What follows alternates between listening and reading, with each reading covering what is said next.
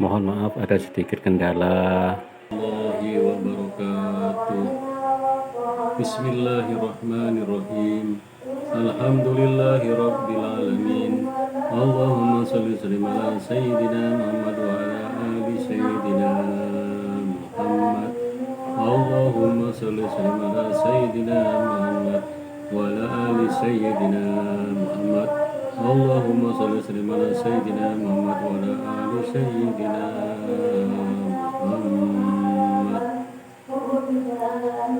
Pada kesempatan ini tanggal 29 Maret malam 9 bulan Ramadan, saya akan melanjutkan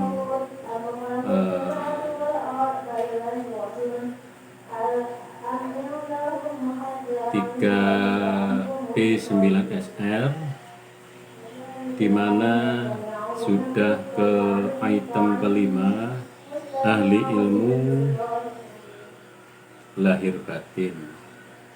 Kalau tadi malam tanggal 18 membahas ilmu dunia, saya ulas lagi.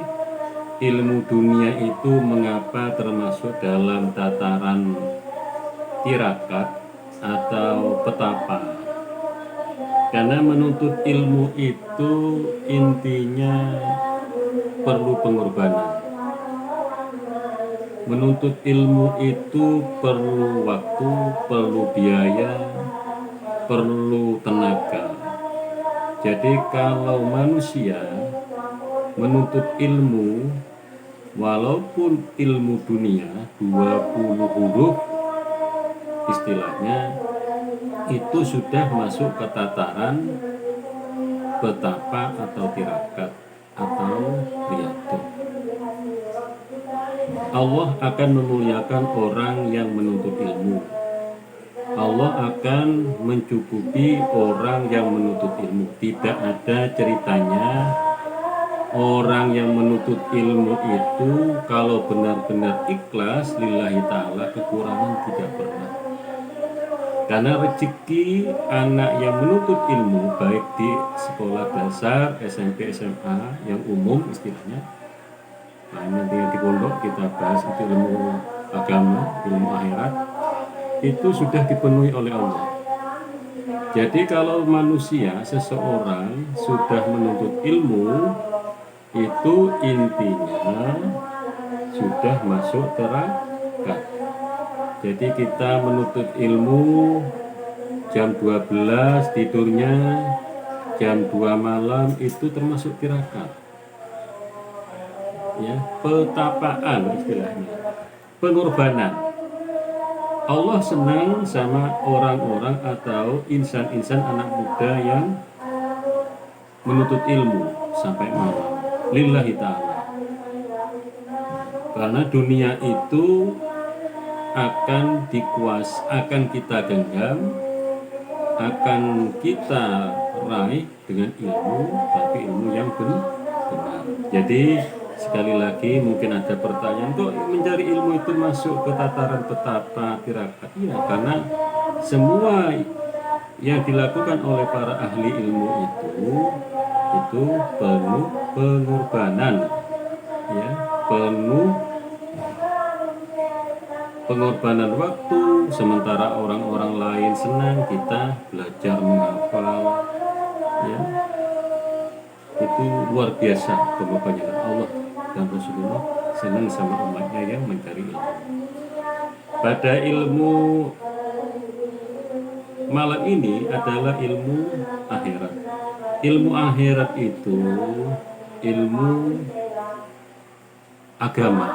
Jadi ilmu yang kita pelajari untuk mencari ridho Allah, benar, hendak, benar, dilarang Allah atau diperintah Allah, surga atau dunia. Itu jalan satu-satunya ada di ilmu akhirat atau ilmu agama. Memang di sekolah dasar, SMP, SMA dipelajari, tapi tidak sedalam di pondok pesantren atau di pondok-pondok tikusan kalau di sini, ya, di malam kita ngaji sama Romo Yai Nur Hatim, saya dulu ngaji kitab dan lain-lain, mempelajari bab wudhu, bab sholat, bab zakat, semua dipelajari di sana.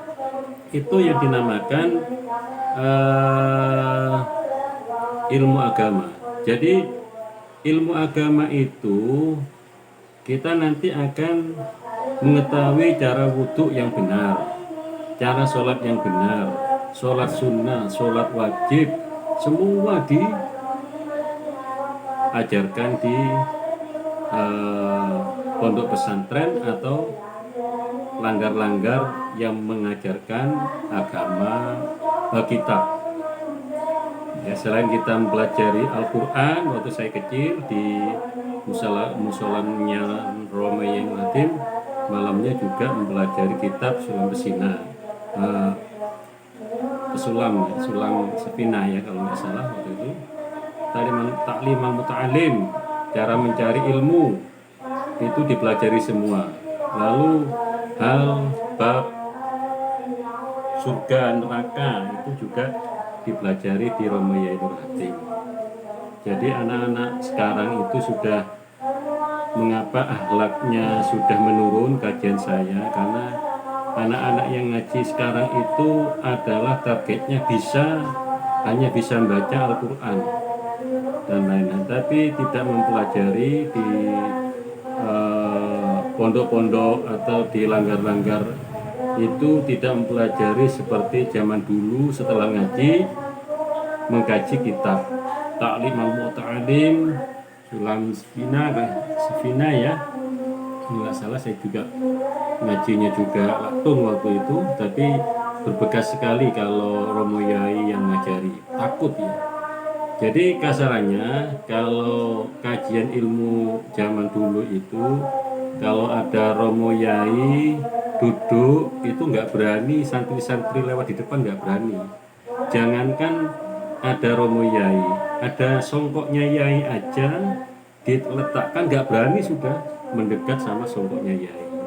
Lewat di rumahnya Yai Nur Hatim nggak berani, naik sepeda pancal turun dari radius 10 meter turun, walaupun rumahnya Yai itu jaraknya 100 meter dari jalannya, itu 100 meter dari rumah Yai masih ada sungai, itu turun. Itu akibat dari kita di tempat membaca kitab. Mungkin masukan bagi pendidikan agama rekan-rekan di sekitar sini, mungkin bisa diajarkan habis ngaji malam juga diselingi ngaji-ngaji kitab ya. Itu benar-benar luar biasa efek psikologi karakter sama anak-anak ngaji zaman saya kecil. Saya mencontoh, saya memberikan kajian walaupun saya nggak ngajari ngaji, tapi habis sholat saya tanpa kitab ya, belum masih tanpa kitab, mengkaji ke jemaah masalah wudhu, masalah sholat dan lain-lain, masalah najis, masalah zakat dan lain-lain. Itu luar biasa sekali kajian-kajian agama, dan ini merupakan tulang punggung dari 3B9R. Di 3P-nya itu bagian bawah berupa akar. Mungkin ilmu agama itu merupakan akar yang ke bawah yang besar itu. Ilmu agama itu merupakan oyot di jeruk ini yang ke bawah yang besar. Jadi ini merupakan oyot besar yang menjadi penentu bagi kekuatan untuk menyangga ke pangkat atau ke pengusaha nanti langkah selanjutnya. Jadi intinya ilmu agama ini kalau saya kaji merupakan akar tunggal tengah yang menjulang ke bawah, ini yang harus kuat. Sementara akar-akar di samping yang sampai radiusnya melebihi dari daun jeruk tersebut merupakan 8 dari item petapa itu. Jadi ilmu agama ini mutlak sangat penting bagi 3P9SR ini, 9 Wiyato. Ini utamanya, paling utama, akar tunggalnya ini adalah ilmu agama. Kalau ini tidak kuat, satu, pasti sholatnya tidak sah, tidak benar dengan agama.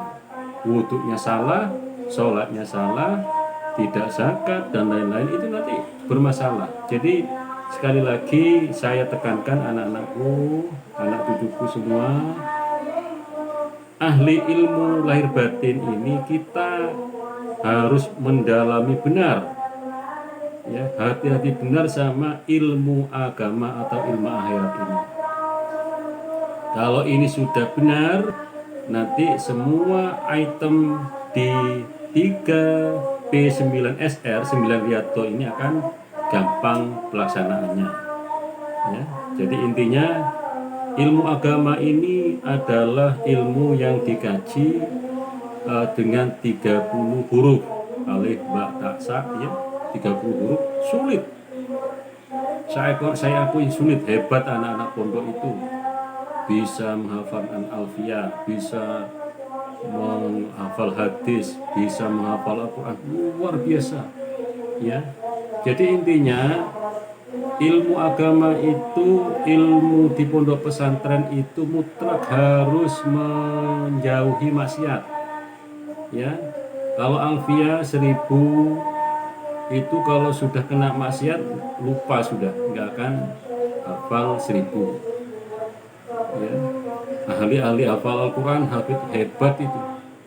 Saya kalau jempol hormat saya sama teman-teman di pondok pesantren, ya, saya hormat sama rekan-rekan di pondok pesantren, ahli kitab, ahli hebat. Jadi beliau-beliau ini merupakan ahli-ahli ilmu. Jadi kalau sudah memegang ilmu agama itu dunia kecil, asalkan satu, takwanya kepada Allah harus benar-benar nomor satu, ya. Jadi ilmu agama ini mutlak. Sekali lagi untuk anak-anakku, anak cucuku, belajarlah ilmu agama, ilmu akhirat, ya. Semoga kita nanti bersama dengan baginda Rasulullah Nabi Muhammad SAW, Nabi Khidir, Nabi Yusuf, Nabi Yunus, Nabi Musa alaihissalam, Nabi Ilyas, Nabi Ibrahim, Nabi Sulaiman, dan guru-guru semua barokah ilmu laduni, ya. Ilmu agama saya terus terang nol, tapi saya setelah lulus dari SMA, saya terus terang menginginkan salah satu ilmu, namanya ilmu laduni. Saya sowan ke Romo Yai Marzuki. Yai Marzuki mengantar saya ke Romo Yai Gus Koyum. Akhirnya saya dikasih ijazah ilmu laduni. Ilmu laduni yang saya dapat dari Romo Yai Gus Koyum itu sifatnya hanya untuk turunan. Jadi tidak bisa dikasihkan selain turunan saya, terus Romo Yai Gus Koyum, karena ini hakikatnya untuk ngasihkan ke orang, ke saya pun dulu waktu saya diantarkan Romo Yai Marzuki ke Romo Yai Gus Koyum minta waktu 3 hari istikharah ke Allah, boleh enggak saya menerima ijazah ilmu laduni ini. Romo Yai minta 3 hari, ternyata saya dipanggil, ya, saya mendapat izin dari Allah. Romo Yai mimpi, insya Allah mimpinya saya duduk di tengah lautan susu yang luas, katanya Romo Yai, dan saya diizinkan dengan izin Allah, Romo Yai Khidir, Mbah Hamid Pasuruan, karena ilmu ini dari Mbah Hamid Pasuruan. Ilmu ini saya ijazah dari Romo Yai Gus Koyum. Setelah saya ngelakoni, alhamdulillah saya bisa ketemu sama Romo Yai Hamid Pasuruan, Yai Habib Soleh Tanggul. Waktu itu ada di perasaan saya ada di musolanya Mbah Hamid Pasuruan. Saya ketemu sama beliau dalam mimpi, Mbah Hamid Pasuruan sama Habib Soleh Tanggul. Tidak saya tidak dapat diceritakan mimpinya karena sifatnya takut fitnah, katanya Romayai. Alhamdulillah, walaupun saya sepenuhnya bukan tidak mendapatkan penuh ilmu laduni, tapi insya Allah sudah mendapatkan ijazah ilmu laduni, yang insya Allah nanti kalau ini ijazah akan saya ijazahkan ke anak saya, anak cucu saya bisa.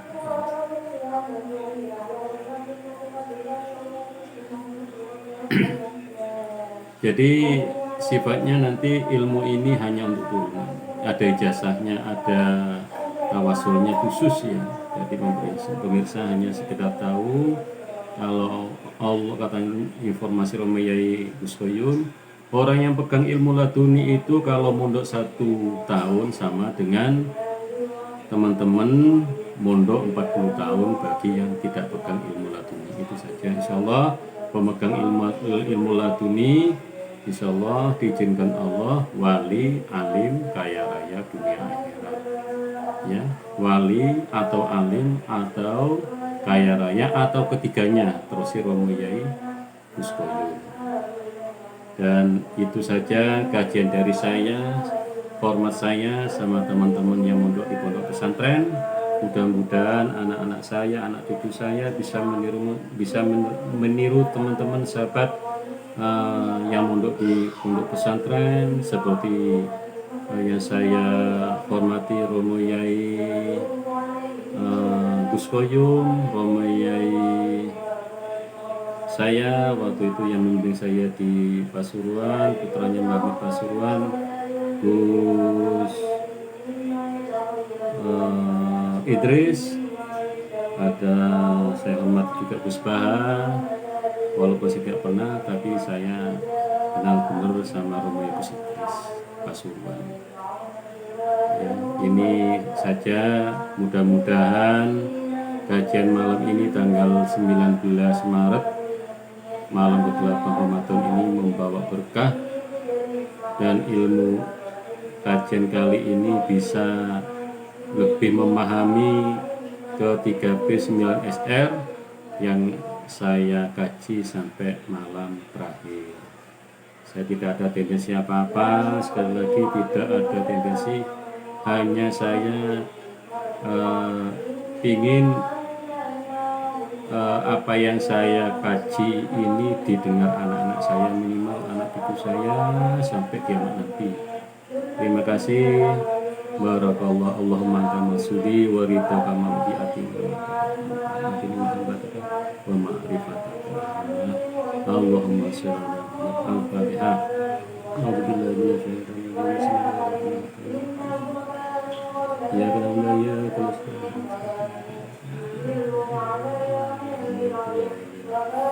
Allahumma sholli ala Muhammad